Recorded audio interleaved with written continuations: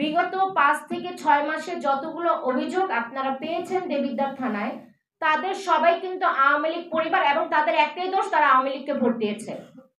যেই মহিলাটার চোখ উঠিয়ে নেওয়া হয়েছে, যেই মেয়েটার মাথা কাটিয়ে দেওয়া হয়েছে, যার পরিবারকে ঘরের মধ্যে আগুন দিয়েছে, যার পরিবারের একটা সন্তানকে মেরেছে, তাদের শুধুমাত্র একটা দোষ, তারা জাতীয় নির্বাচনে আওয়ামী লীগকে ভোট দিয়েছে।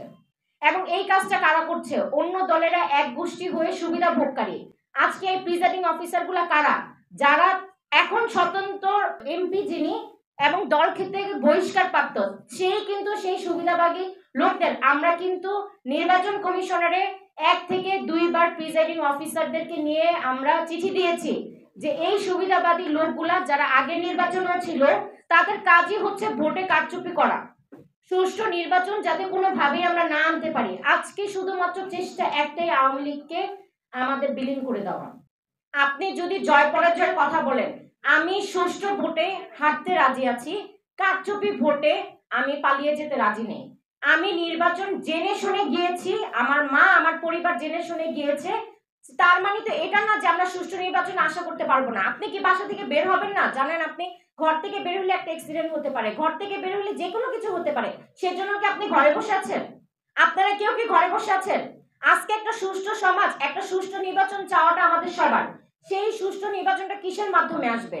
আমাদের যে জায়গাগুলা, যে দায়িত্বপ্রাপ্ত লোকগুলা সুষ্ঠু নির্বাচন দিতে পারবে, তাদের সত্যিকারের চেহারা প্রকাশের মাধ্যমে সুষ্ঠু নির্বাচন আসবে। আমাদের দল থেকে, আমাদের দলীয় যারা আছে, তারা এতটুকু চেষ্টা করেছে, আমি বলতে পারি যে তারা এই পর্যন্ত জাতীয় নির্বাচন থেকে এই পর্যন্ত মাটিতে পিঠ লাগাতে পারেনি, কারণ তারা দলকে ভালোবাসে। এবং তাদেরকে যারা টার্গেট করেছে, তারা কোনো দলীয় কেউ না, তারা দলকে টার্গেট করে দলের নামে ট্যাগ লাগিয়ে আজকে যিনি দল থেকে বহিষ্কার প্রাপ্ত, তিনি 17 তারিখ মাননীয় প্রধানমন্ত্রী স্বদেশ প্রত্যাবর্তন দিবসে তিনি প্রোগ্রাম করে, তার ভাইকে তার ভাই প্রার্থী ছিল এবং এমপি মহোদয় দুইজনই প্রোগ্রাম করে, কিন্তু সেখানে আমাদের জেলা কমিটির কেউ ছিল না। জেলা কমিটির কাউকে সে একটা চিঠি দেয়নি, একটা মেসেজ দেয়নি, সে স্বদেশ প্রত্যাবর্তনের কি প্রোগ্রাম করে। নির্বাচনের পূর্বে আপনারা সবাই জানতেন। আমরা চেষ্টা করেছি একটা সুষ্ঠু নির্বাচনকে তুলে ধরতে বা একটা সুষ্ঠু নির্বাচনের যাত্রায় যেতে। একটা খুব বাচ্চাদের মতো একটা খেলা হয়েছিল এবার জাতীয় নির্বাচন এবং উপজেলা নির্বাচনে।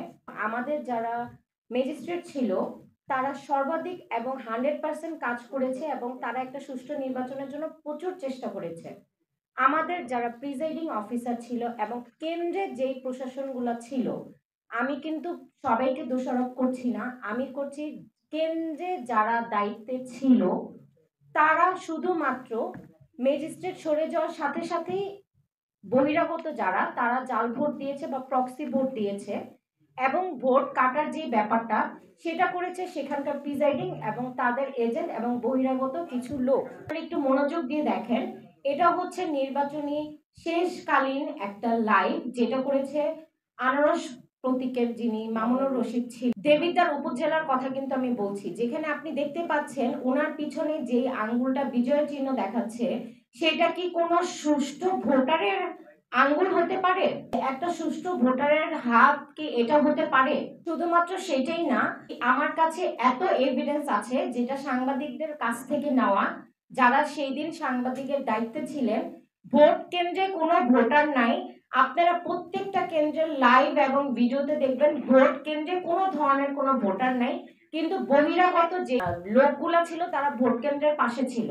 এবং আমি নিজে 8 থেকে 10টা কেন্দ্রে আমার সাথে খুবই খারাপ আচরণ হয়, সেই আচরণের সাথে সংযুক্ত ছিল ওই কেন্দ্রে যে প্রশাসনিক দায়িত্বে ছিল, প্রিজাইডিং এবং প্রশাসনিক যারা ছিল, তারা দেখতে পারতেছে কেন্দ্রের বাহিরে 40, 50, 100 জন লোক দাঁড়িয়ে আছে এবং যখন আমি জিজ্ঞেস করি তারা ভোটার কিনা, তারা সেখানকার ভোটারও ছিল না।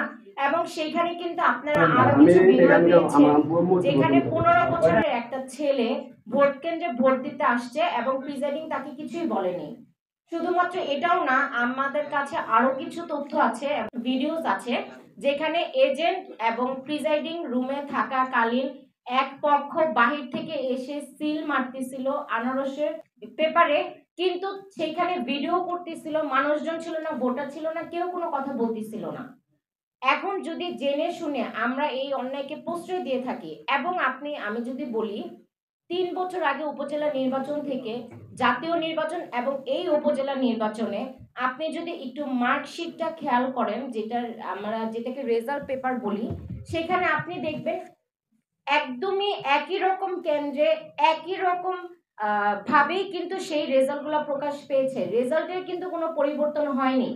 এবং আমি যদি আরো বলে থাকি, এই জাতীয় নির্বাচন থেকে আসলে জাতীয় নির্বাচনে মনোনয়ন যে পেয়েছে, আমরা যেহেতু দল করি, আমার বাবা বিগত 40 বছর ধরে দল করে, আমরা অ্যাকচুয়ালি দলের সমর্থনকারী, আমরা কোনো ব্যক্তির সমর্থনকারী না।